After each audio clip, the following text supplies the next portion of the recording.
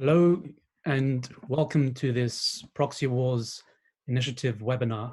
I'm delighted to welcome you all to a webinar that takes a very deep dive, in fact, into a country that has been on our radar and has been dominating headlines for quite some time.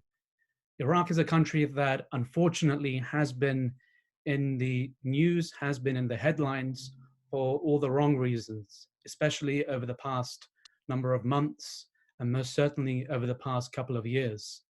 But there is a bit of momentum now with this new government in place, with the government of Mustafa Kadhimi, and we've got a very distinguished panel of experts, of followers of Iraq, of the region at large, who can really help us try and dissect some of the complexities that the Iraqi socioeconomic, political, and security environment presents.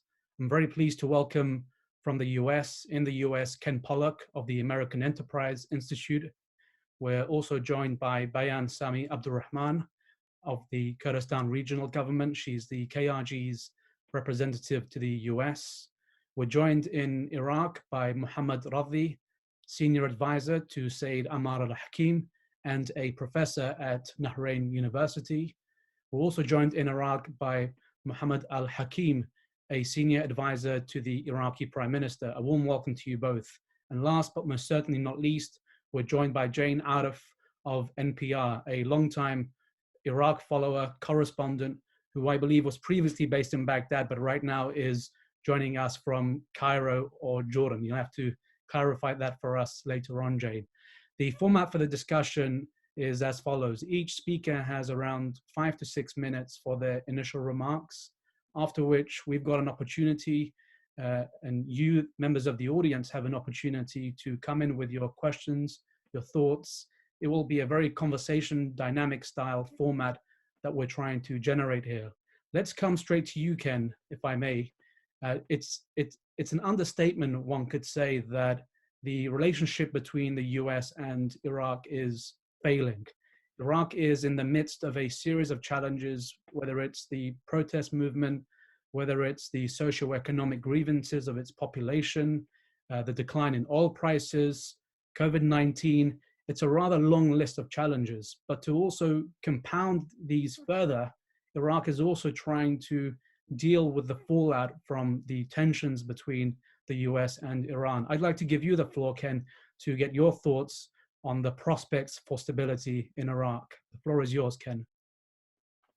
Thank you very much, Ranj. And I want to say that I feel very honored, very fortunate to be a member of this panel with such esteemed and knowledgeable colleagues.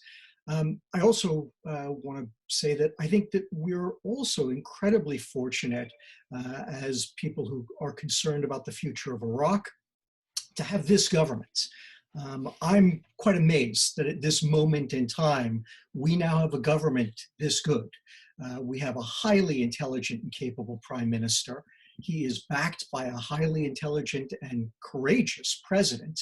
And I would argue that we now have the best cabinet that Iraq has ever had. It may not be an all-star team, but there are certainly all-stars on it. And when you look at the lineup overall, it is remarkably impressive. From my perspective, this is the independent and technocratic government that Iraqis have been dreaming of. But that, while this is a tremendous opportunity with this terrific new government, we always talk about how every crisis is an opportunity. And I think that we also have to recognize that, especially in these circumstances, this opportunity also holds the seeds of crisis. And that's really what I wanted to focus my remarks on. My concerns moving forward about this fraught state of affairs that you described, Ranj, as you nicely pointed out, as everyone on this Zoom chat recognizes, Iraq is beset by a series of interlocking and reinforcing disasters.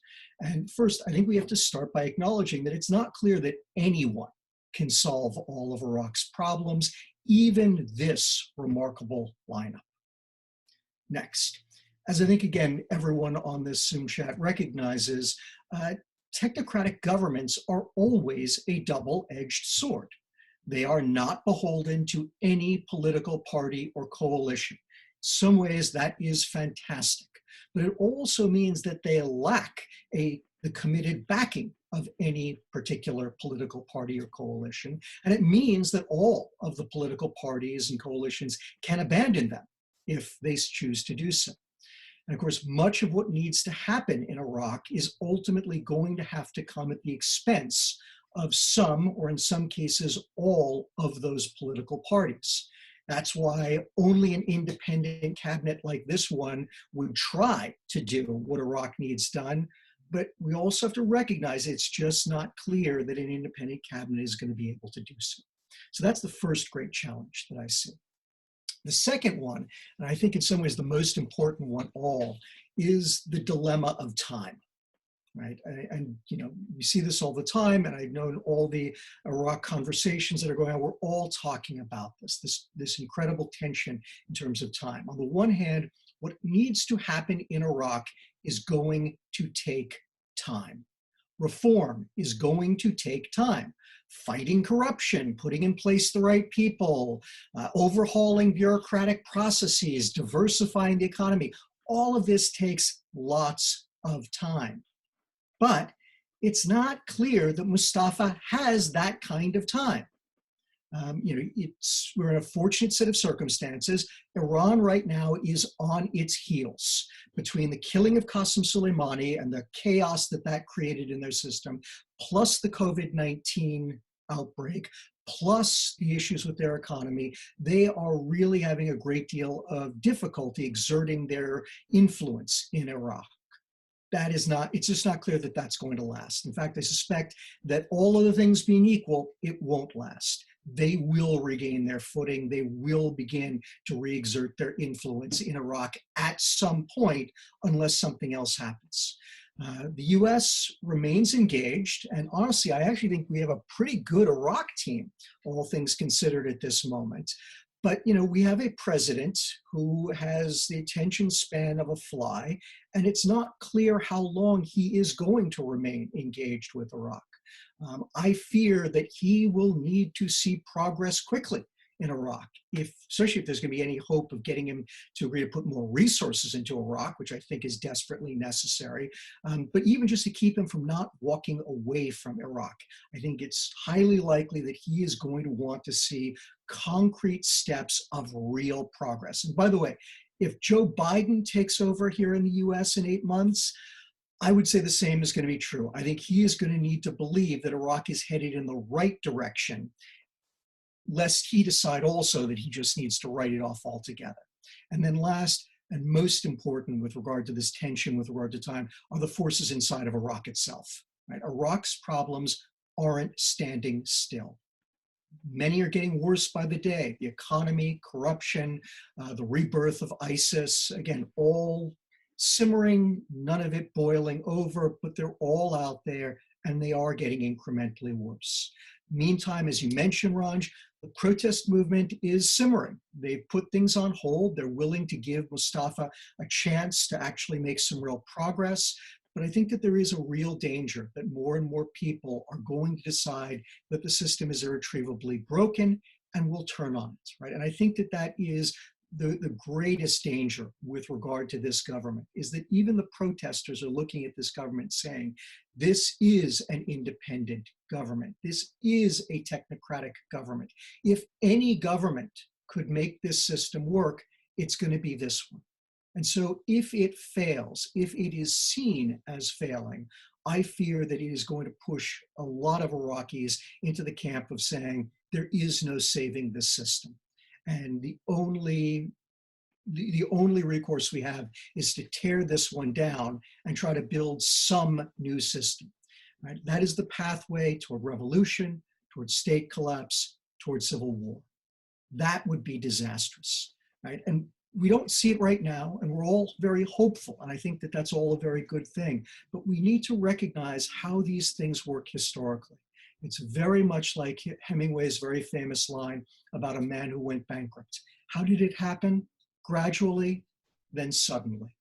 Right? And my fear is that if this government, with all its abilities, with all of its goodwill, with all of the tremendous things it's already started to try to do, and I think that it has done some remarkable things, even if it's even in its first week in office, trying to square this circle between having to do some things quickly to signal to people we're serious about reform, and in so doing, buy the time for the real efforts at reform to have their impact, right? If this government can't make that work, I fear that we will see the gradually turn into suddenly. Thank you. Thanks very much indeed, Ken. And we'll most certainly come back to you to get more of your thoughts on what the US can specifically do in the immediate future, given, of course, the urgency that you've highlighted, and of course, the complications that come from the domestic political environment in the US. I think this provides a good opening for us to come to you, Mohammed Al-Hakim. It's quite clear, as Ken pointed out, there is a tension between what can be achieved using the current capacity, institutional or otherwise, of the Iraqi government, the Iraqi political class, a tension between that and the expectations of the protesters, of the broader population. How, as somebody who's spent a fair bit of time working with different politicians in Iraq, working with different ministries, institutions, how can you bridge this gap really between what the protesters expect and what can plausibly be done in the interim, in the immediate future? The floor is yours, Mohammed. Thank you very much, Ranj, and greetings to all. It's a pleasure to be here. Thank you very much. I wish all, especially those who are fasting, a blessed time and Eid Mubarak in advance, if I may. And maybe let me start with a disclaimer, if I may. The opinions I present here are my own. They don't represent the government or anyone else. It's just kind of me sharing my 2 cents, if I may say. But let me start from where Ken left. I think he raised a few good points that I agree with. And I want to focus perhaps in my initial remarks on 3 different aspects. First, let us not hug this government or any government to death. Let us not raise expectations too high. One of Iraq's major problems since 2003 isn't that nothing was done. Actually, a lot was achieved. If you look at many of the macroeconomic metrics, Iraq has progressed significantly. But the challenge has always been, for me, a combination of 2 things. It's expectations being excessively high, unrealistically high, and performance lacking what it should achieve, the levels that you would expect given the resources dedicated. So essentially you have lower performance than it should be and a higher expectation that is realistic. That gap creates this frustration that you see emerge on the streets. And so, yes, we need to improve performance and results, but we also need to manage expectations. And I always worry when you look at the CVs of ministers or prime ministers or politicians and expect suddenly everything will be fixed. For me, this machine, this Iraq state machine is old. It has challenges, it has problems. Iraq has transformed significantly, and I'll come to this point more than once. Iraq has dramatically changed over the past 70 years or so. Essentially, the tools, the apparatus, the government belongs to a highly socialist, almost a communist system that's highly totalitarian, very centralized, very top-down in its approach, yet the constitution and the current political system requires different institutions. That transformation is very difficult. It gets resisted all the time. And that feeds this process. So yes, we need to fix these institutions, but simply changing the driver doesn't suddenly fix the problem if the car has its own problems. You need to fix the car slowly as well. So for me, to start with, realism is really important. And I think we need our international partners as well as internal players to understand this, to support, to give the benefit of the doubt initially, and to provide support without setting too many rules and conditions. This has been a major restrictive factor in Iraq over the past years that had plagued previous governments. And I suspect this government will face some of it. The question is, how can we minimize it? The second point to talk about is the political aspect that Ken mentioned. I'm not going to go too much into the politics, but kind of highlight a key driver for the challenges that we're facing. And I think this is also partly the challenge, partly the solution. Iraq, over the past 17 years or so, has come through many problems, and every time it emerged. So I think when I zoom out, I see a progress. I see a line that's going up. And I know many people, when they, because of their interest in Iraq, see the problems, we tend to list them. But there has been a lot of resilience. Iraq has shown to be very resilient.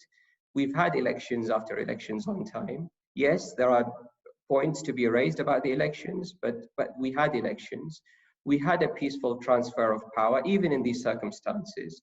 A government left, a new government came, and this is not common in the Middle East, suffice to say, and in many other parts of the world. So that all of that makes me still be optimistic. I see seeds of optimism. I think the public is maturing politically. We've had protests. We had issues with them. We had challenges. We had problems. But at least both the government side and the protests, everybody wanted them to be peaceful. And I think that shows a direction that Iraq never saw if you go back to decades previously.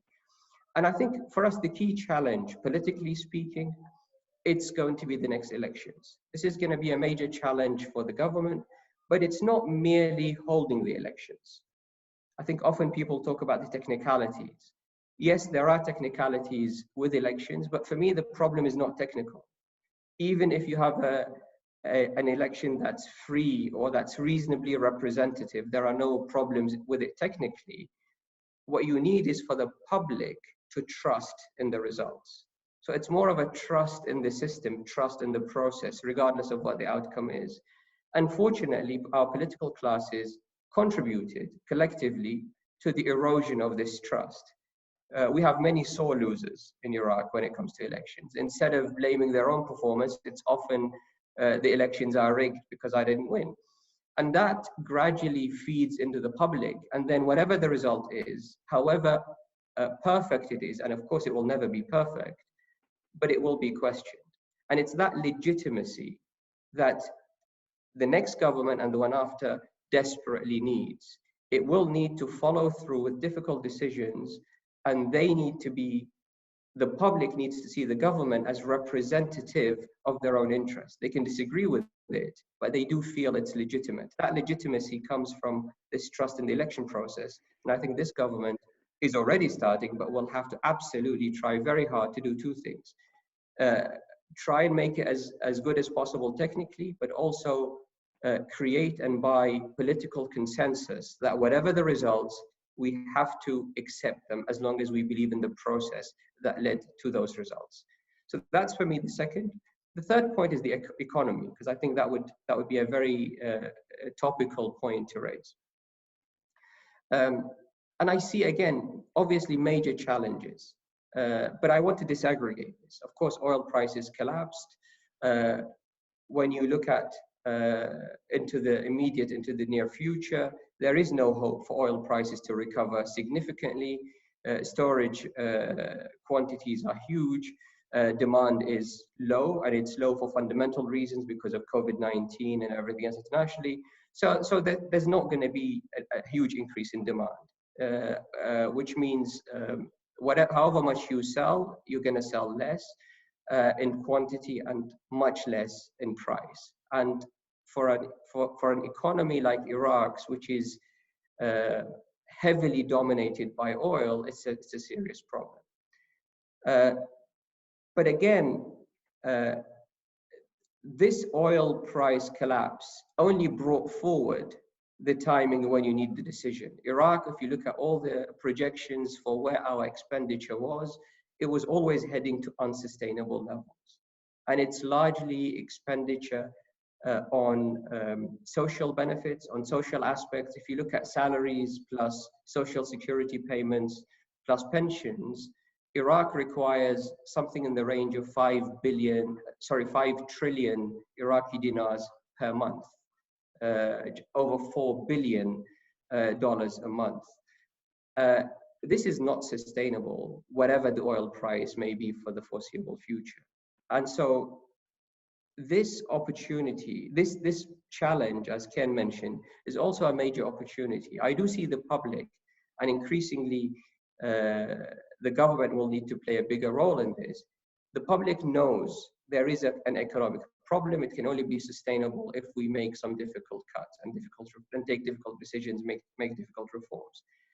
If we take this opportunity, and I believe there is a real interest and intent to do so, and we will need our international partners to support us, is that then you can permanently or on a long-term basis fix this drain.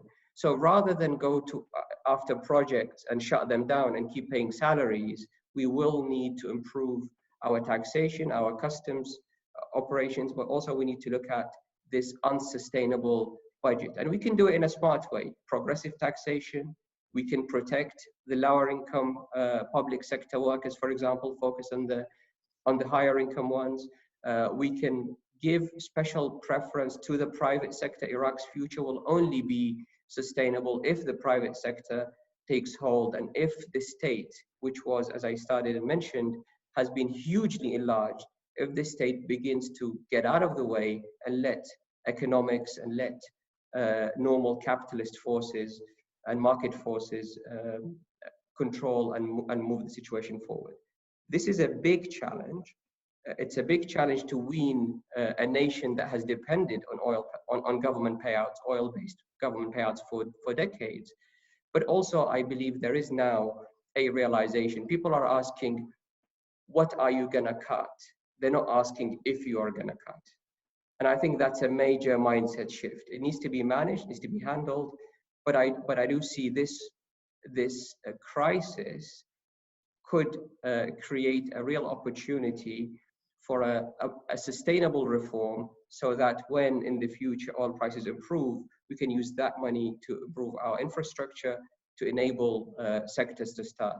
One final remark, one final point to mention is Iraq's agriculture. We've seen a major improvement last year in Iraq's agriculture. In 2018, wheat production, for example, in Iraq was approximately 2.5 million tons. Last year was approximately 5 million tons. This was the highest figure on Iraq's records. We expect this year, we have less water, but we expect the production to be even higher. And this really saved the day in a COVID environment where borders are shut, imports are difficult, while food prices in Iraq are good and stable. And that, I think, will give the government an argument, is that we can begin to diversify away from oil, we can support economies or sectors of society that can help others, but it does need everybody else to kind of cooperate on this. And thank you. Thank you so much, Mohammed. Thank you for illustrating the gravity of the economic crisis, but also, I guess, illuminating a path forward with a bit of optimism there, I noticed. We'll come back to that most certainly.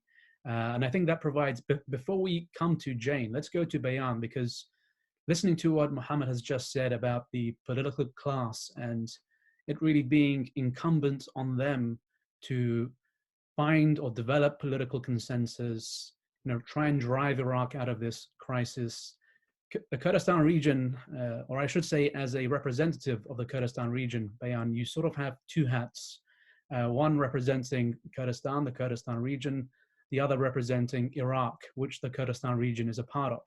And it's an understatement to say those two hats have sometimes come into collision with one another. And suffice it to say, what happens in Baghdad has consequences for the Kurdistan region and vice versa. My question for you, I guess, is listening to what's already been said about the role of the US-Iraq relations, about the socio-economic crisis and political crisis facing Iraq. What are your thoughts on how, let's say, Iraq could potentially move forward?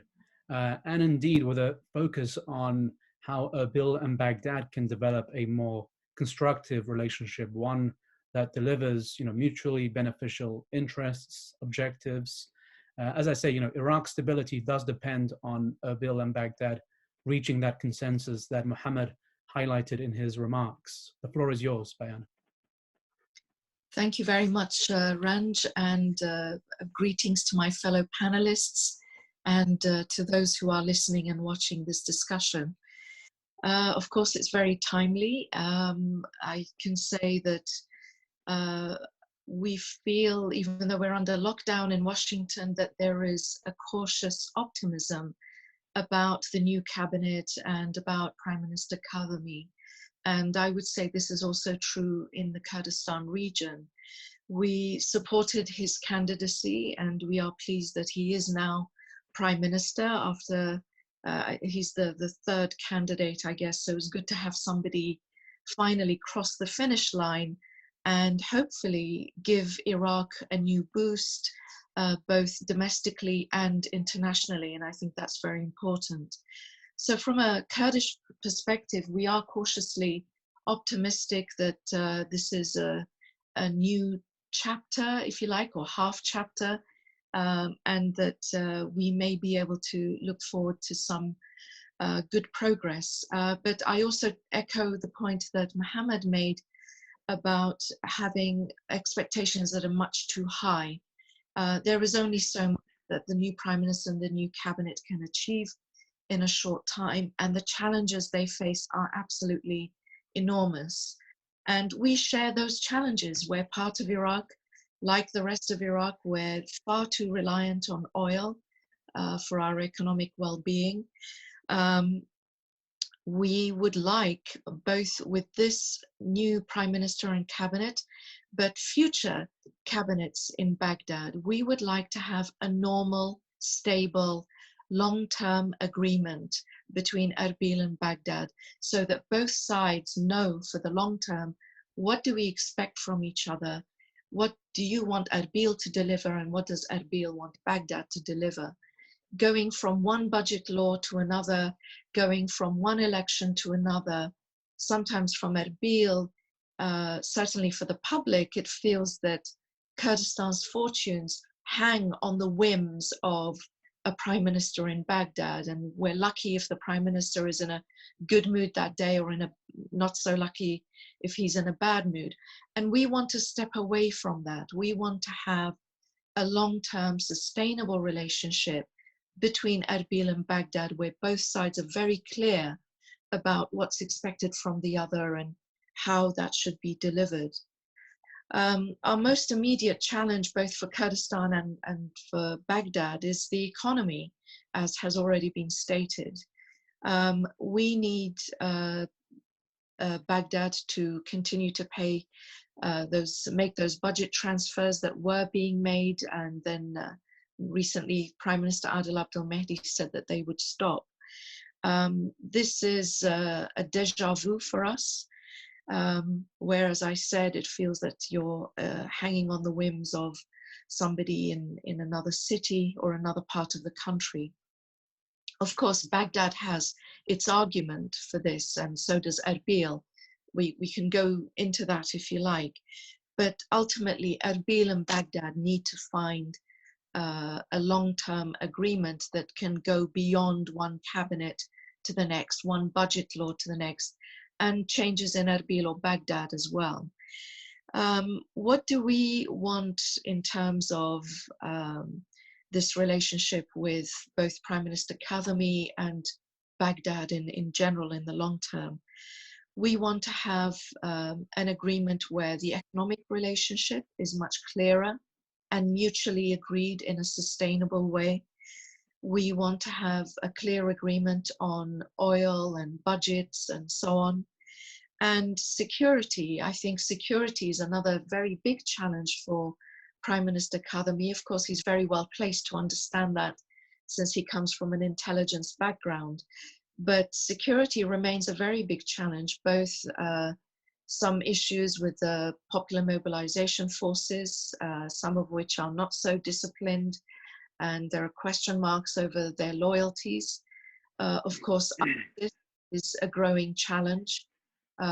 Every day we hear about crops being burned, people being kidnapped and assassinated, and security forces, both the Peshmerga and Iraqi security forces, being killed and injured. So ISIS remains a big challenge. The challenge just across the border in Syria, it's very close, and we shouldn't forget that. What happens in Syria can very easily affect what happens in Iraq. And then there's still the humanitarian challenge. You know, Kurdistan region has a population of 5 million. We are still taking care of 1.1 million internally displaced fellow Iraqis and Syrian refugees. And the government in Baghdad does very little, if anything, to assist with that. That's a very large population for us to be responsible for in the Kurdistan region as we face all of these other challenges, particularly the economic challenge. So these are the things that we would like to discuss with the new Prime Minister and the new cabinet, and we hope to have a foreign minister from Kurdistan appointed to the cabinet. And I'm very pleased that the only woman in the cabinet so far is Kurdish, and Nazanin Wasso is a dear friend and colleague. She has been a very competent minister in Kurdistan region. Just one last point, Ranj, which is about the US-Iraq relationship. There's definitely been a sense of frustration and fatigue in Washington with Baghdad. I think everybody knows that. I don't think I'm saying anything new. So I said earlier, I think there is definitely a sense of cautious optimism in Washington that now that there's a change, that things might improve. And of course, next month in June, you have the strategic dialogue between Baghdad and Washington. I think we all have a stake in this. We all want this dialogue to be successful. We all want the relationship between Baghdad and Washington to be strong, solid, and to have clear expectations and boundaries from each other. And of course, we're part of Iraq and we would like to be part of that dialogue. Kurdistan has contributed to the fight against ISIS. I believe we are a force for good within Iraq in terms of democracy, in terms of looking towards strengthening our partnerships, Iraqi partnerships with the international community. And I think it's important that not only Kurdish aspirations and hopes are considered in this dialogue, but also those of others, including the Sunni Arab community and of course the minorities. I think we need to always remember that the Yazidis, the Christians and others in Iraq don't always have a voice that can be heard, and those of us who do have a voice have a responsibility to keep that in mind. I'll stop there, Ranj, and take questions later, unless you have questions. Thank you, Bayan. No, that was very helpful. We'll come back to you very shortly. I think the point you made on a lasting relationship, agreement, settlement, consensus, call it what you will, between Erbil and Baghdad is critical moving forward. And I guess once we've given the others a chance to come in, a question for you would be, which international actor, regional actor might be in a position to broker such an agreement? Because clearly, evidently, it hasn't been delivered via the domestic front, via the relationship between Erbil and Baghdad and the various political factions themselves. Let's come straight to you, Jane, if I may. It's I always get the sense that when we're appraising Iraq, analyzing Iraq, you know, we do it in a bit of a bubble, whether you're an analyst, a policy maker, a decision maker, a bubble that is somewhat disconnected from the realities on the ground and amongst the protesters specifically.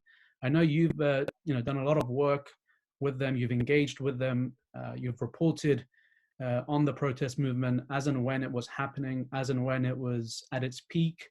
I'd like to get your thoughts on really the aspirations of Iraq's youth and whether you think it's possible to, let's say, bridge that divide between the street and the political elites, especially when it comes to managing the expectations that many Iraqis have.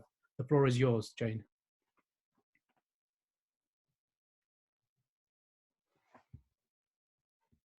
Forward to being back in Iraq when the planes are flying and the pandemic is under control.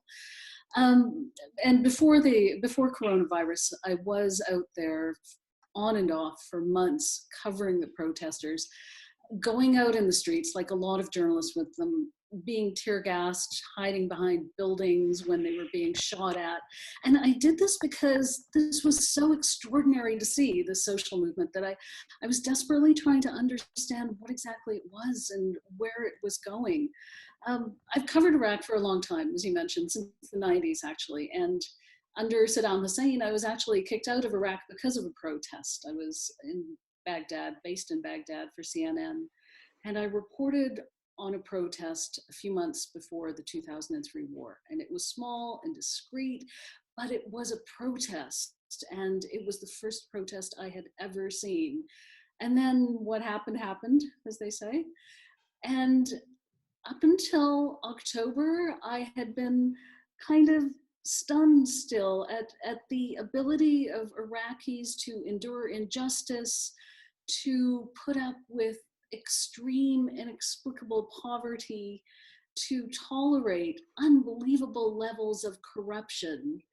And then October happened, and there was this movement, and it was a movement that I had never seen before. And going to Tahrir Square and the roundabouts around there, where there were the very serious protesters and others actually facing off with people who could and did kill them, became almost addictive, because it was a side of Iraq that I kind of suspected was there, but had not seen before.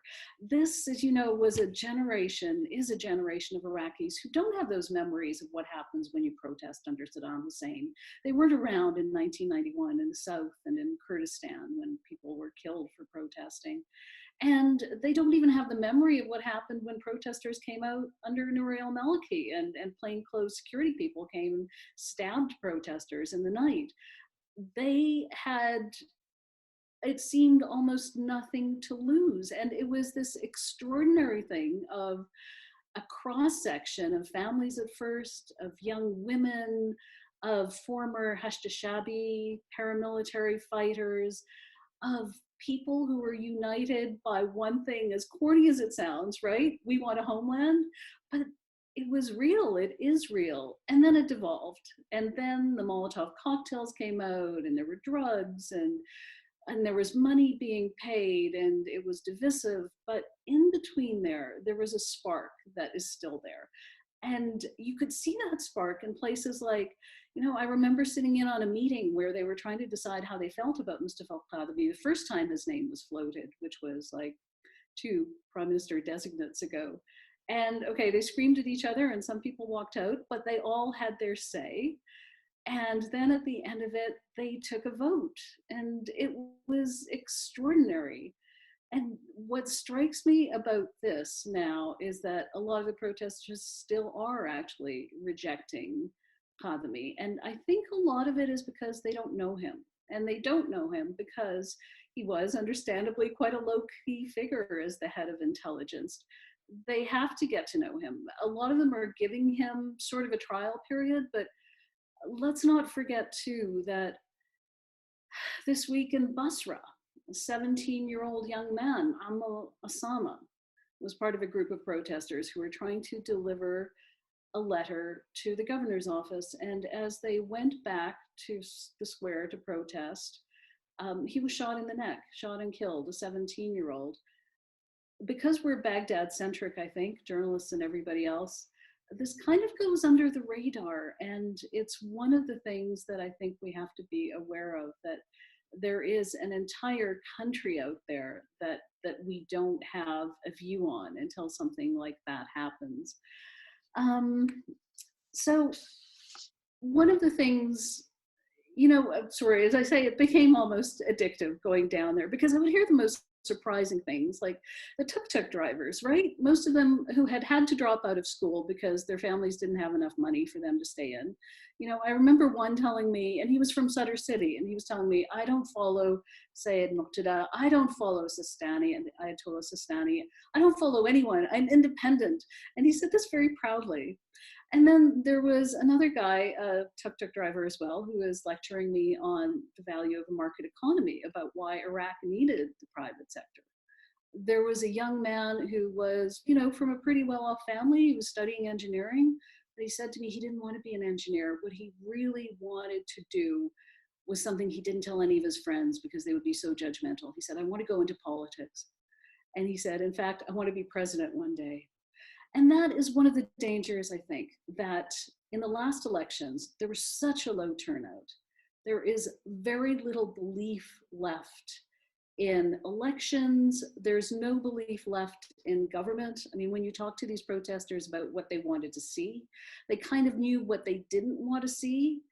They didn't know the specifics of what they wanted. But the things that I struggle to try to envision is how the government, as well-intentioned as it is and as bright a spot as this is, and Iraq's very turbulent history and its history of incredible wasted potential, how the government will persuade people like this that it is worth going out to vote. And also specifically, there is a very short timeline here, I think we all understand. The Prime Minister has promised a truth-finding commission, an incredible promise, because this comes after a government that could only refer to gunmen who killed hundreds of protesters as unidentified gunmen and unknown groups. I struggle to see how that's going to happen. I do think there's a window of opportunity there. A lot of the protesters say that they're against him, but some of them are waiting to see. A substantial number are waiting to see. And he has to do things, he has to do some things quickly to earn their trust, I would say. And just one last note, I'm just saying that Abdul-Rahman took his position today and is in the news as head of counterterrorism. You'll remember his face was all over, you know, the huge tower, the Turkish tower in Tahrir Square. He was a guy that a lot of people wanted to be their leader. He is someone who could make a difference. They need someone to go and talk to them. They need someone to relate to them. Maybe it's him. Maybe this is a good combination that could do something. Thank you. Thanks very much, Jane. And thank you also for continuing this theme, I guess, that's been presented, where it's really about personalities now and individuals to forge consensus between protesters and the government, to forge consensus amongst political factions. And we'll come back to you to get more thoughts on, you know, what the aspirations and hopes of the protesters might be in the coming months. Mohammed, Mohammed Radhi, you've been waiting very patiently. I guess this also gives you a chance really to respond to some of the remarks you've heard as well. But what I wanted to really hear from you was your thoughts on this relationship between the US and Iraq. It is a failing one, as I said in my opening remarks. And one or two words that we haven't heard enough of in this discussion is actually Iran, or the maximum pressure campaign. And it's quite clear that Iraq is seeking to disconnect or decouple itself from the tensions between the US and Iran. But at the same time, Iraq also knows that the US has legitimate reasons to be aggrieved. Iraqi militia groups, not Iranian, Iraqi militia groups routinely target US personnel in Iraq. It's Iraqi militia groups that threaten to turn Iraq into a staging ground for proxy conflict. I was hoping to get your thoughts on how this predicament really can be managed by the new Iraqi government moving forward. The floor is yours, Mohammed. Thank you, Ranj, and Ramadan Kareem for everybody. I don't have much to add to what my fellow panelists mentioned, but some few notes regarding the government of Mustafa al-Kadhimi. First, I I agree with Dr. Mohammed about the high expectations from this government. This is a problem, but we face this problem every time we have a new government. I remember during the formation of the government of Sayyid Abdul-Mahdi, also the expectations were very, very high.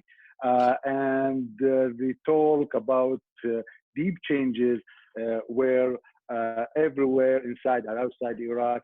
Before that, with Dr. Haidar al-Abadi, and every time we have a government. So those expectations are part of the environment that the government is moving within, and the government needs to deal with those expectations. The second thing, I think the government needs to be clear that in defining itself, it's not a full mandate government. It's a transitional government. It's a crisis government. It's a government that its main mission is to prepare for the early realize those characteristics of this government. Those expectations will be lower than what they are now. What I'm concerned about is that there is each time we have a new government, we don't have a rule of engagement between the government, the prime minister, and the political bloc. So in some point, especially before election, which we expect 1 year from now or maybe more, there will be a struggle. There will be an escalation in political conflict between among the political blocs, but also between political blocs and the government. So the prime minister, the government need to put those rules from now to be ready to deal with this conflict, this escalation before election. Regarding the relation between Iraq and the United States, and basing on what I mentioned, I think it's not real or not logic to talk about strategic dialogue while we have a government with those characteristics. It's maybe will be a dialogue, starting a dialogue to put some basis for strategic relation, but will not be a strategic dialogue. Maybe the United States will focus on redefining or organizing their military presence in Iraq, no more than this. The Iraqi government, I don't think that they have, till now, they have a clear vision about from the United States. Maybe they will talk about this presence, but I don't think that different parties who support the government, they agree on what they want from this presence, or whether they want this presence to continue or not. So we need a long time of preparations for this dialogue before going through something that we will not get any results from. And we need to put in mind that there will be no strategic decisions now. All strategic decisions will be in the next parliament, not for in this parliament. Thank you, Mohammed. I think you've, in a way, pushed back against some of the optimism that we'd initially heard from Mohammed al-Hakim and Bayan as well. I think that provides an opening to come back to you, Ken. It's as I mentioned, there are certainly legitimate grievances that the US has when it comes to the sort of partnership the Iraqis want with the US, what's actually said, but also what's actually done. There seems to be a contradiction between what happens on the ground on a daily basis when it comes to the threats that US personnel, US assets face. But at the same time, one also has to be sympathetic that Iraq is grappling with a series of crises And in fact, the Iranian proxy slash militia issue isn't really a new one. It's really been there from the inception of the post-2003 political order. So in a way, one has to ask, how realistic is it for the US to expect the Iraqi government and the Iraqi state to try and rein in some of these militias and actually make US support, long-term support, contingent on its ability to contain these groups? Ken. You know, this is a huge question, Ranj, and it's the kind of question that's just inherent in international relations, of course, because every government has its own political constituencies, every government has its own internal obstacles, and every government has its demands of other governments. And every government, having served in the US government for 12 years, I know every government demands that other governments act in a way that it would never expect itself to do so, because we always see our own political and bureaucratic problems, and we tend to discount those of other countries. So, you know, the first point that I will make is that I think you're absolutely right. And I think those problems exist on both sides. And I think that, you know, the objective for well-meaning people who believe that this relationship could be mutually beneficial to both countries is to try to think through what is in some ways the least that each country can do to start to signal to the other good intentions and a desire to do better over time. And, you know, the problems that we have right now with the Iraq-US side are that, as you point out very well, Iraq has enormous problems internally.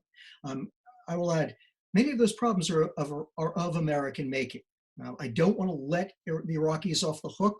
They too are responsible, but the original sins are in many cases American. And so I think there is a degree of responsibility on the United States side. I have always felt that way. The problem is that right now, we are where we are. As I mentioned it briefly in my opening remarks, I actually think we have quite a good Iraq team here. I think we have a terrific ambassador. I think there are actually some very good people in Washington. But we have a president who is not well acquainted with foreign affairs, does not have a tremendous amount of patience.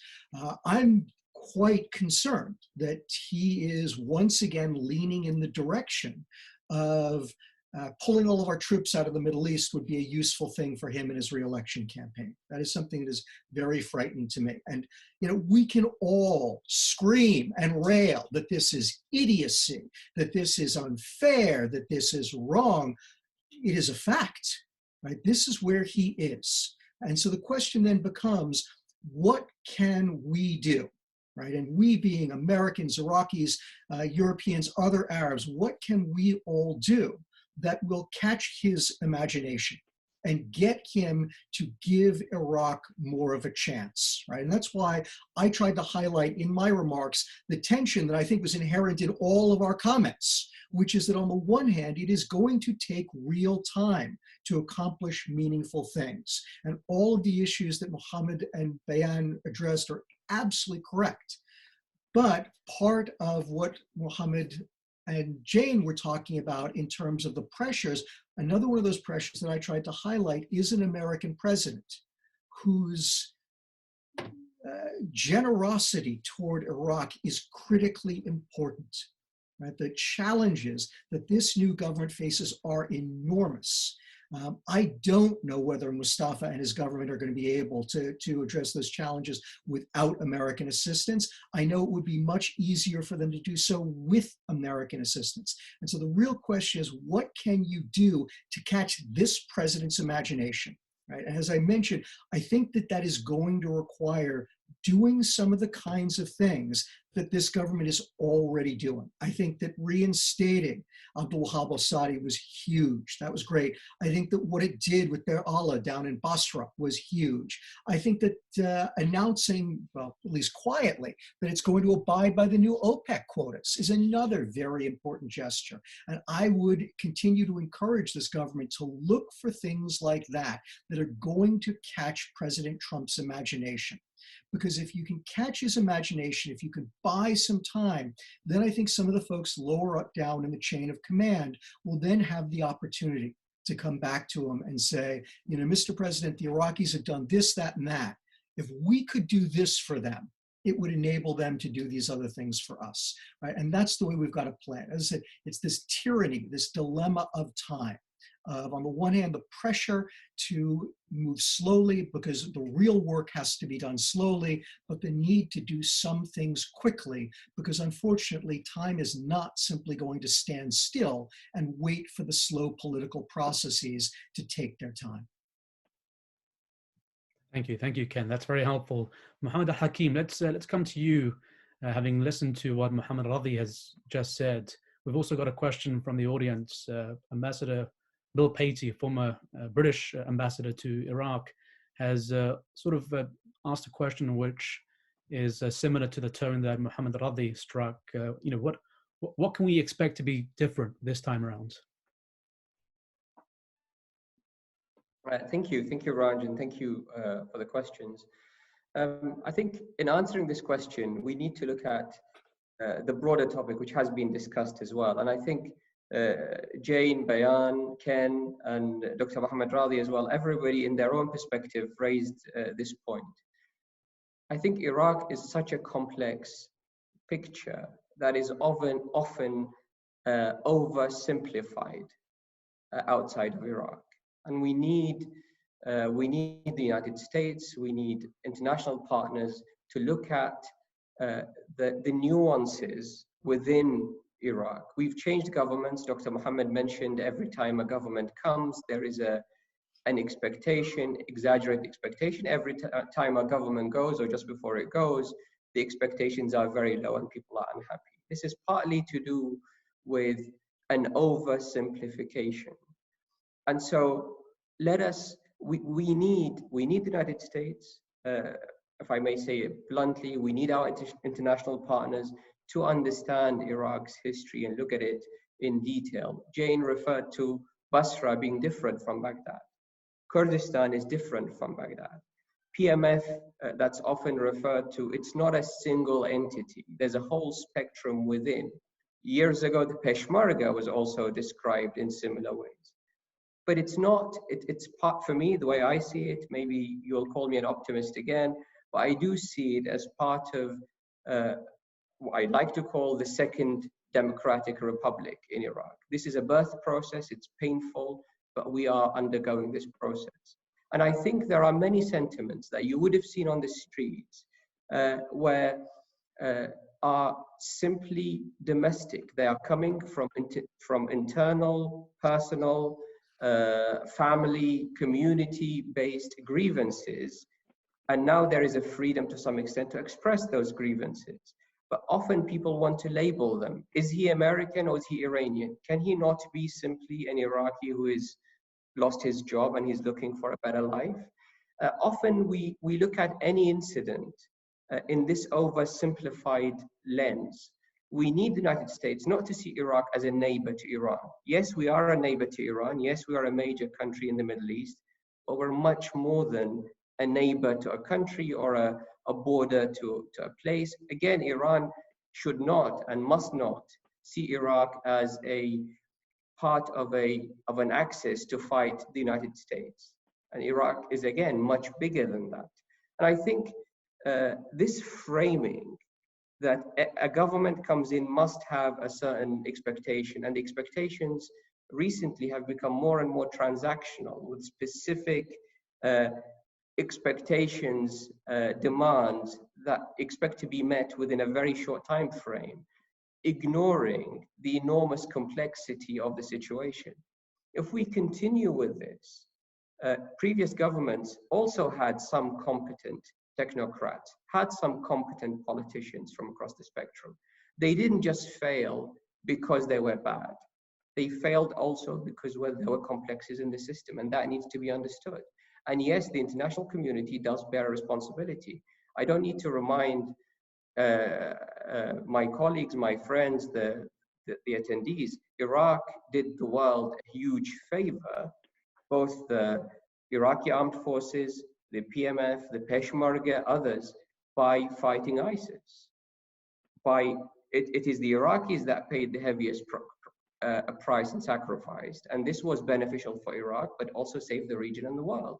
The world today is a better place because of sacrifices made. And yes, the world also immensely helped Iraq. We would have never achieved the result had it not been for the international support. I think if we begin to look deeply at Iraq, we begin to see openings, solutions to all of these questions.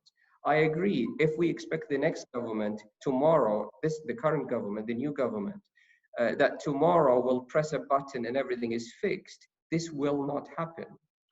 But what we should expect and what we should encourage is to look at for mutually beneficial openings, mutually beneficial solutions that help us address some of the historic problems that Iraq had, and also to lay the foundations for the future. And as long as the government in Iraq demonstrates that we are heading towards that direction, and I very much take Ken's point on this, as long as the government is making the right steps, then the international community needs to see that and support that, rather than come and say, it's not good enough, it's never good enough. Because if people are expecting magic, it's not going to happen. And we will find ourselves in the same position in a year or a year and a half's time when the next election takes place.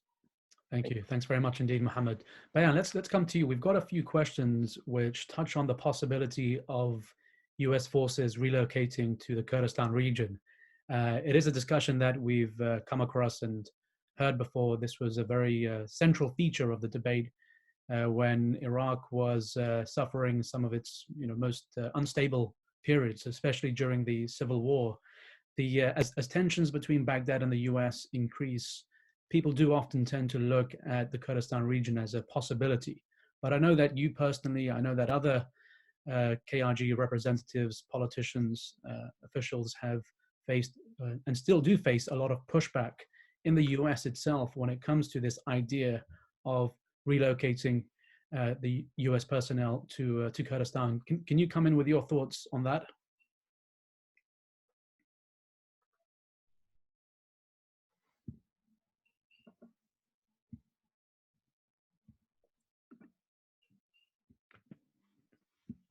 Mute. Sorry, I think I was on mute. So yes, there are of course US troops in Kurdistan region, other coalition troops as well, and they're very welcome. We appreciate their presence, and we are grateful to the United States and the coalition for their support. As Dr. Mohammed Hakim has said, the support of the United States and the coalition was invaluable. I don't think that's even a strong enough word. Absolutely critical to the defeat of ISIS, and we need that presence to continue.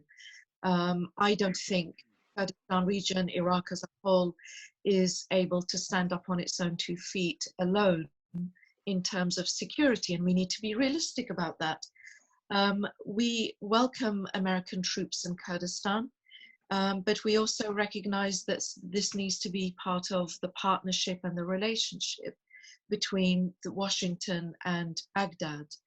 And my understanding is that the US has consolidated the positioning of its troops to, a smaller number of areas, one of those being Kurdistan, but that's not the only place. I think the United States might find it difficult to only have its troops in Kurdistan. I think the US would prefer to have its troops in more than one place in Iraq. Anyway, from our perspective, they're welcome, and we need their presence and we need their support. Thank you. Thanks very much, Bayan. Let's come to you, Jane. We've got a question from Jim Muir from the BBC, who's asking really about the ability, I guess, of the protest movement to organize themselves in a way that is cohesive, structured, one that can allow them to continue the protests, one that could potentially down the line enable them to contest elections even. There is certainly always, or has been, a debate on the extent to which the momentum can be maintained by the protesters. And it's quite clear that the COVID-19 pandemic has certainly undermined their capacity and ability to replicate, I guess, the momentum that we've seen since October. Can I get your response to that? Yeah, thanks for that. I know Jim has followed this quite closely, and um, so before the coronavirus, there was the fact that the movement there was a big attempt to crush it, as you'll recall, by forces of Muqtada Sadr. That had a big impact. I have not sensed among the many protesters I've spoken to either a desire, really it's the desire which needs to be instilled, I think, a lot of people think, to engage in politics directly. Again, they know what they don't want, they know what they're demanding. And here is the other dilemma. A lot of the forces that could help them with this, that could help them organize, they would naturally be international NGOs, Americans. There's a big danger to them, as we know, of being affiliated with the US, because that has been part of the reason that they've been attacked by some forces. So if we're talking about early elections, I don't see a huge role for them. I hope I'm wrong. I desperately hope I'm wrong, because there's so much potential there and so much passion and nationalism and just so many amazing qualities. But I don't see that happening if we're talking about early elections here. Thank you. Thank you. Thanks very much, Jane. Mohammed Radhi, let's come to you. Somebody has asked, you mentioned that this will be a crisis government. And Iraq has plenty of those. So if, for example, one was to assume that you disagree with what Mohammed al-Hakim has said about adopting that rather comprehensive approach to Iraq's problems with a particular focus on the politics, on things like the economy and so forth, which crises, asks this member of the audience, would you start with? And I guess I could build on that by asking whether you think resolving one crisis might automatically, by default, help improve others. The floor is yours, Mohammed. Thank you. Yeah, I would start with the COVID-19 crisis. Maybe it's the main crisis now, but mainly there are three crises that the government should deal with and should focus on. Maybe postpone other things, other missions to the next government, but mainly deal with those three crises. First, as I mentioned, the COVID-19 crisis, which is till now it's under control, but who knows? This pandemic is with high level of unpredictable situation, and so the government need to be ready to deal with the wars in the upcoming maybe months. So this is the first crisis. The second one is the economic crisis, the collapse of oil prices.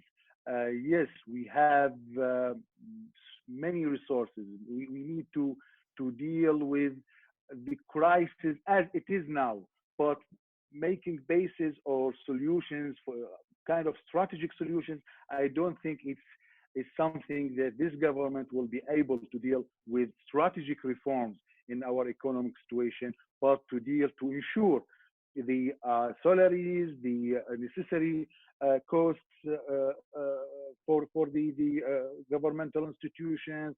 So this is the second crisis. The third one is how to restore the let's say the prestige of the state among people, political blocs, international community.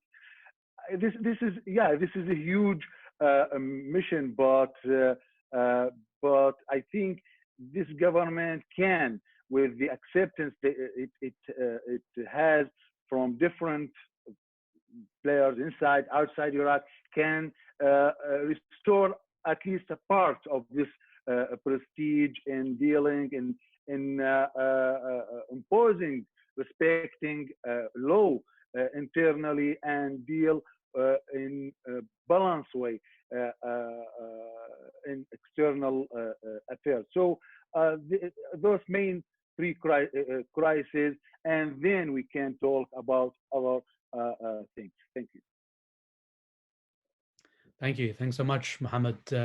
Ken, we've got a question from the audience which asks you how the US can even comprehend having a strategic dialogue with a government that might not even be there in 6 months. And I think this might be an opportunity also for you to come in on this theme that we've touched, vis-a-vis what concrete immediate steps the Iraqi government can realistically take to forestall and remedy some of the challenges it faces. The floor is yours, Ken. Thanks, Ranj. And first, let me make a glib response, but I think it's actually a perfectly reasonable one, which is, why should the Iraqi government start a strategic dialogue with an American government that may not be there in 8 months? Right? It's the same issue.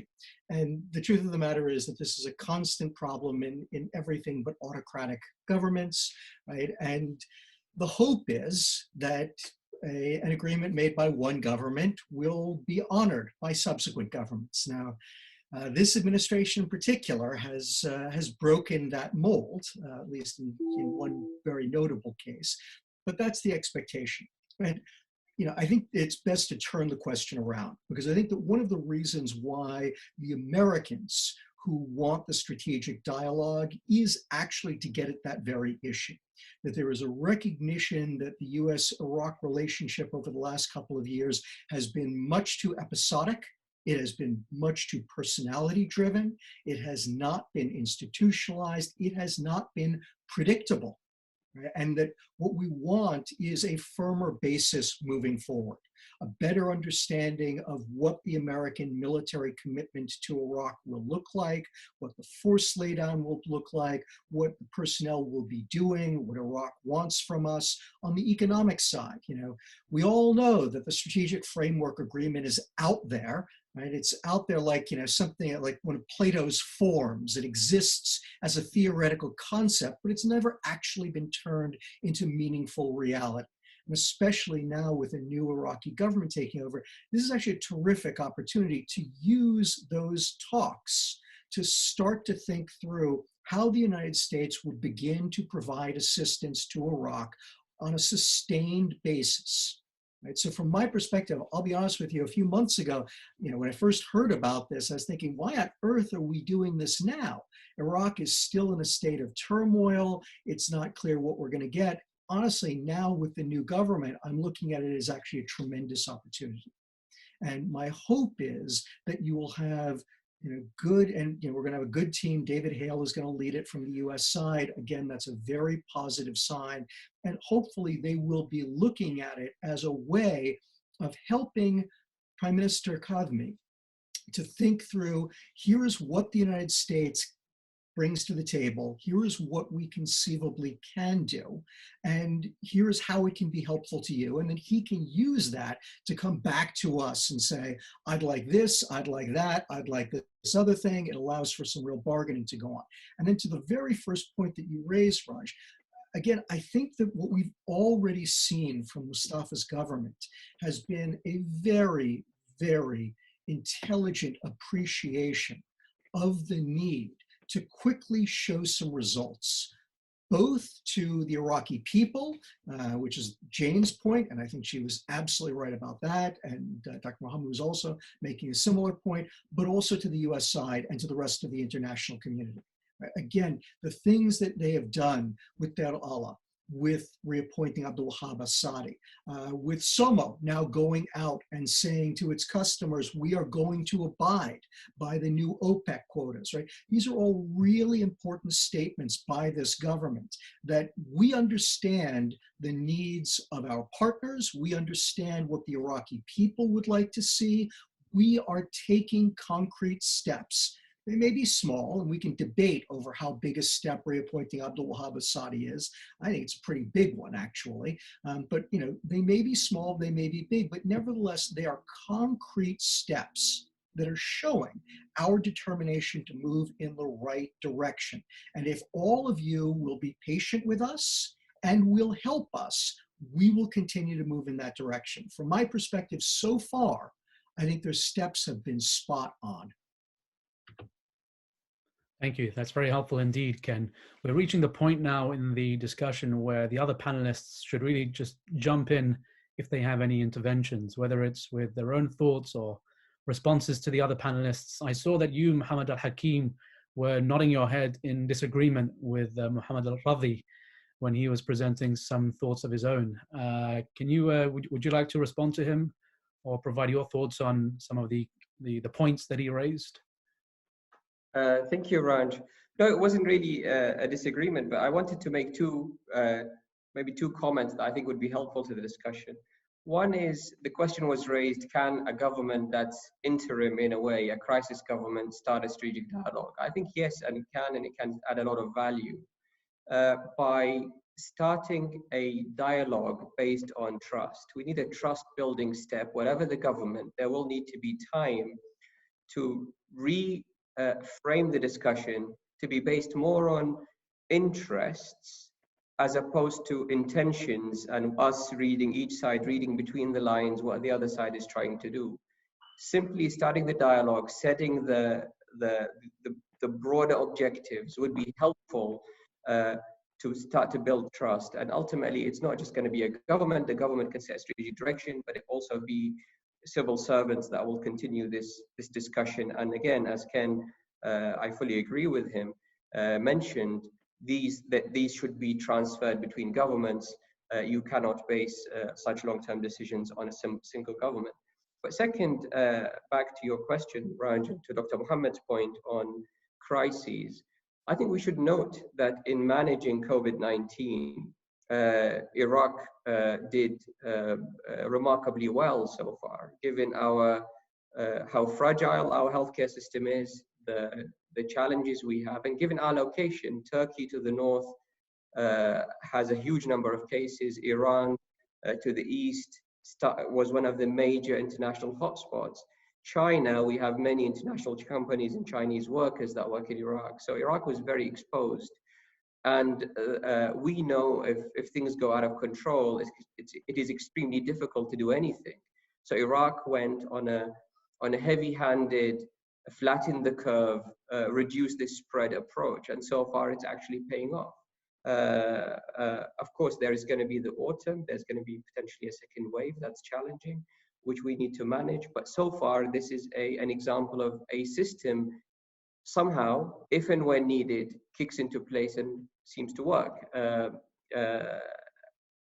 But for me, the most pressing challenge that will face this government is the economic situation, more like the financial part of the economic situation. I think Iraq's economy does have some promise, but our finances are in desperate need for immediate action. And so that needs to be addressed, and this should be, and it is, one of the highest priority topics for this government. One very final thought, often we talk about either we need very quick results that are tactical, which often drive us away from the strategic direction, or it's very strategic, but it takes ages to produce any results, whereby people lose trust and change systems. But I think there is a potential way forward that this government will adopt and should adopt, which is to identify broadly strategic objectives. One of them is with the United States, that I think broadly in Iraq, north and south, everywhere in the country would like to see a very strong relationship based on sovereignty and mutual respect. That there is a broad objective, and then you can demonstrate success in quick wins along the lines that take you towards that strategic objective. So as long as the framework is correct, that you know where you're heading, you don't have to implement it fully. You can start by quick wins that take you towards that objective and then hand over to the next government. And I think this perhaps is one of the strengths of a technocratic government. It has many weaknesses, but this potentially is one of the strengths. It can be a bit stubborn towards planning and strategic decision-making as opposed to populist agendas. Thank you. Thank you. Thanks very much. Bayan, did you raise your hands there? Did you want to come in with an intervention? Yes, I realized earlier you'd asked me a question and I hadn't answered it. You had said who from the international community or our neighbors could broker an agreement between Erbil and Baghdad. So I'm sorry, I forgot to answer that earlier. Well, honestly, it needs to be Erbil and Baghdad that broker the agreement themselves. both Erbil and Baghdad are full of people who consider themselves to be the best politicians and the wisest minds, and so we should put them to the test. But really, I think this kind of agreement, especially if it's going to be sustainable, long-term, and I think Dr. Mohammed earlier used the word trust. I think that also needs to be deepened between Erbil and Baghdad. At the end of the day, the agreement has to be between us. Yes, the United States, for example, other international friends like France, the UK, Germany, they can also play a role. They do have influence in Baghdad and in Erbil, and they can try to bring the two sides closer. Some of the regional players would love to have a more hands-on approach, but really at the end of the day, it needs to be Erbil and Baghdad that broker the agreement and then stand by it. And it needs to be something that both sides view as realistic and deliverable, achievable. Otherwise, there's no point. And just one last point on Prime Minister Kadhimi and the new cabinet. I do think that while there are enormous challenges facing the Prime Minister, the economy, COVID-19, the crash in oil prices, tensions between the US and Iran, and so on. The flip side of that is that there was so much frustration, certainly in Washington, it was palpable. There was so much frustration with the previous Prime Minister, deserved or undeserved. I'm just describing rather than attributing my own view of it. There was so much frustration that I think there's enormous goodwill automatically right now towards Prime Minister Kadhimi. And that's not just from the US government. I think that also would apply to the World Bank, IMF, UN, all of these other global institutions that do come under US influence and the influence of European partners. There is enormous goodwill towards Iraq today, and that's an opportunity that should not be missed by the new Prime Minister. Back to you. Thank you. Thanks very much, Bayan. Jane, let's come to you. One word we haven't heard so far is accountability.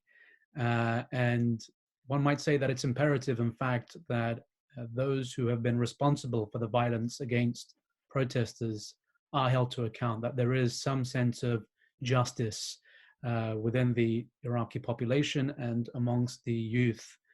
I mean, there is a plethora of issues keeping protesters awake at night, but how does accountability fare in that list of grievances that they have, or is that really something to pursue afterwards? Let's say once there is some sort of a lull or a settlement or an agreement between the protesters and the government. The floor is yours, Jane. I think you're absolutely right. I think it's fundamental, not so much the immediate accounting or whatever comes out of a truth commission, but the sense that this is a real process because it's so multi-layered. In the hierarchy of what they're demanding, I think understandably, first, what they're demanding is not to be shot at and killed. Second is not to be jailed for protesting, and we've seen promises that they won't be. There are still hundreds of protesters still in jail. And then accountability is really incredibly key. But again, it's hard to see how that's going to happen because the accountability for the horrendous things that happened during the protests starting from October seems so interwoven with the fabric of the Iraqi security services and the militias that it's difficult to see how that's going to happen. I'm not sure if anyone else on the panel has any insight into this, perhaps Mr. Hakim. How exactly is this Truth Commission going to happen? Thank you, Jane. Before we come to you, Mohammed Al-Hakim, let's give Mohammed Radhi a chance to come in, and then we'll give each of the panelists a final minute and a half for their final remarks. But Mohammed Radhi, I wanted to ask you about the Gulf, the region. It's often said that Iraq is one of either a theater for regional conflict, proxy warfare, or one for regional cooperation? I'd like to get your thoughts on how, let's say, the Arab world, countries like Turkey, can play a more constructive role, with one eye on the possibility that the US might be withdrawing, that it might be playing a more reduced role in Iraq. Can that void be filled in a way where the results are constructive rather than destabilizing for Iraq? Yeah, maybe conflict in Iraq or between the United States and Iran, between what we said in Iraq, East and West, has a kind of positive aspects. Maybe we can use this conflict to by being more pragmatic, dealing with what we need from different players.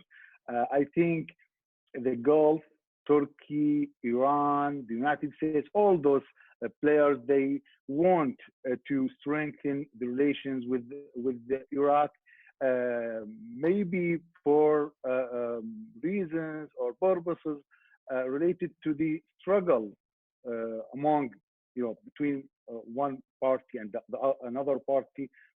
But this will to strengthen the relation with Iraq is very important.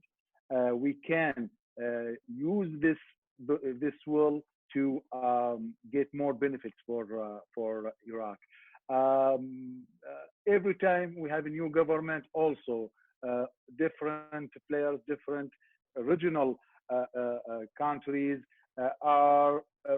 became more open to Iraq.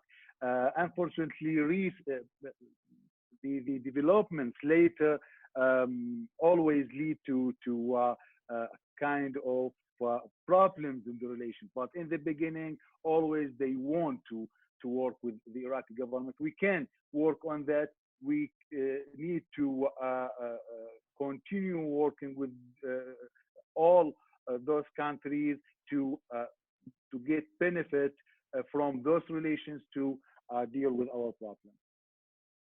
Thank you. Thanks very much, Mohammed. Let's give each of you a good minute and a half for your closing remarks. I know we've touched on a number of themes. As we've all said throughout this discussion, the challenges are multi-layered. They are interconnected. They overlap to a considerable extent. Let's start with you, Mohammed Al-Hakim, for your final remarks. And maybe you could also respond to the question from Jane on the possibility of accountability being achieved in Iraq. Thank you. I think obviously the topic of accountability is critical, it's key. I cannot faithfully comment. I'm not involved in any security related matters. I don't really know any details. So what I know is what I read in the media like the rest of us. But I do see this to be a critical point. And I think it's not just about getting it right. Again, it's about getting the public to believe that it was done right. Many things in Iraq actually are better than the public's impression of those things. When you look at it objectively, of course, some things are much worse and they get covered up. But what I mean is, it is trust in the process. And I think the change in government could be very helpful in this matter. While the previous government would always have been seen as party to the problem, this is now a new government. If it does come with clear conclusions, a credible process, then the results are more likely to be accepted. In terms of the broader comments, maybe I just leave with a couple of thoughts. One, Iraq is a key player in the region, has always been historically. It's too important to ignore. And I think Iraq does need, from the international community, from the United States and Iran specifically, but from the broader international community, to be seen as a de-escalation zone, whether it's through an agreement, a tacit agreement, anything. But Iraq is a stable Iraq with less pressure is very helpful for Iraq and the region. and putting more pressure on Iraq will ultimately push it in many ways to more problems for itself and for the region. We've seen this with Al-Qaeda, then ISIS situation. We've also seen Iraq actually be helpful in mediating some intervention, some dialogue. And I think, so this is one. Iraq is, we need from the international partners to see this. And I want to reiterate, my impression at least, across the country, there is very positive sentiment towards the United States. But the nationalist feeling is actually growing. Iraqis are growing more and more self-confident, and they want to be treated as mutual friends. They want to be asked, they want their opinions and preferences to be respected. And I think that's critical, even in this strategic dialogue, when it starts for the American colleagues to see this and to engage on this basis. And I think this would be a recipe for success. Thank you. Thanks very much, Mohammed. Bayan, let's come straight to you. Thank you, Ranj. Well, I think one of the concerns that I have is that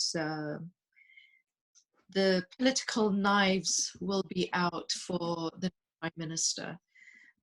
He doesn't have a party, as has already been discussed, backing him. He's independent. Of course, there are many positives that go with that, but he doesn't have his own political party to support him, and that was the case with Prime Minister Adel Abdul Mahdi as well.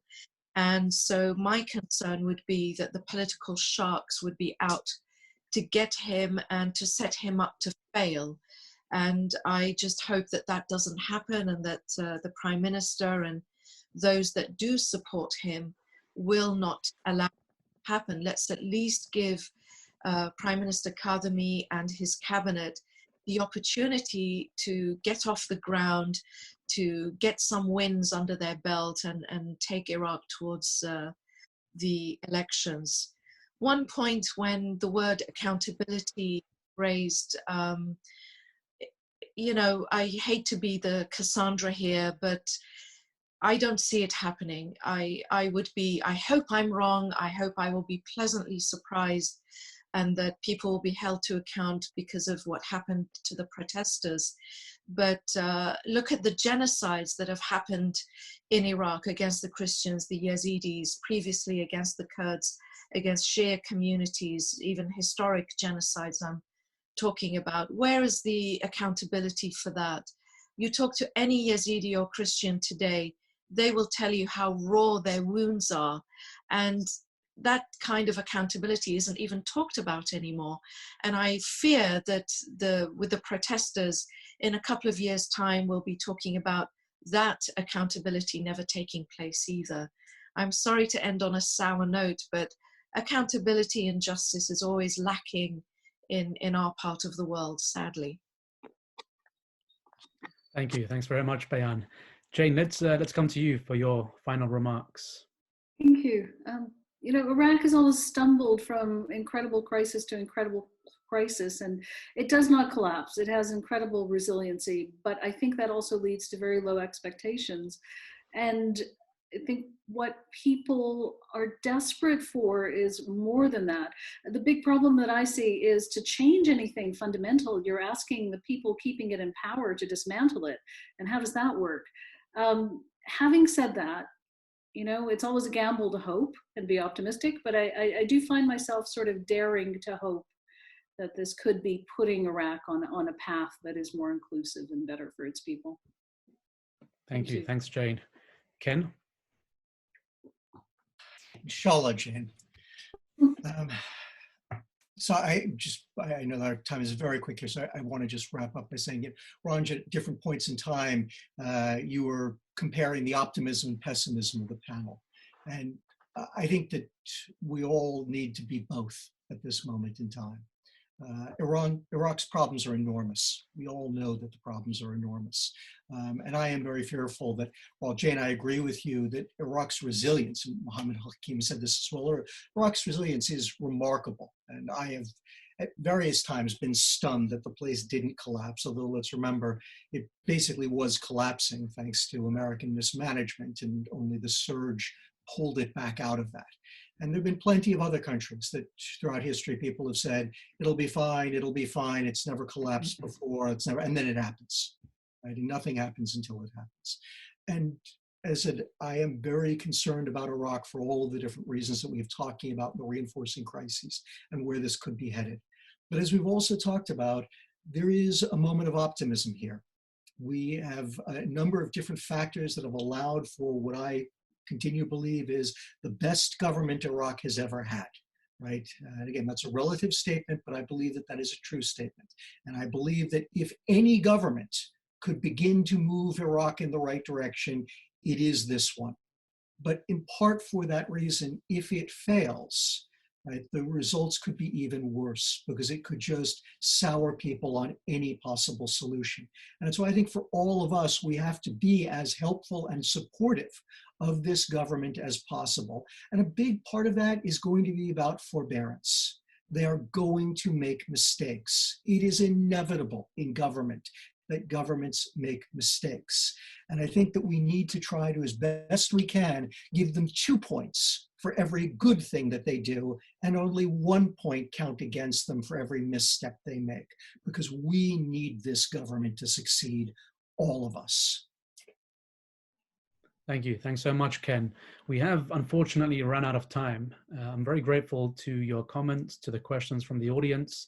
I think the 3 main takeaways from this discussion is most certainly that the new Prime Minister should be given some breathing space, that there is still plenty to play for in Iraq, and ultimately that the momentum which is normally generated from having a new government is one that can be capitalized on. I'm very grateful to you, Jane, Ken, Mohammed, Bayan, and of course, Mohammed Radhi as well for joining me today. And this is something we'll be looking at as the developments in Iraq develop as we move forward.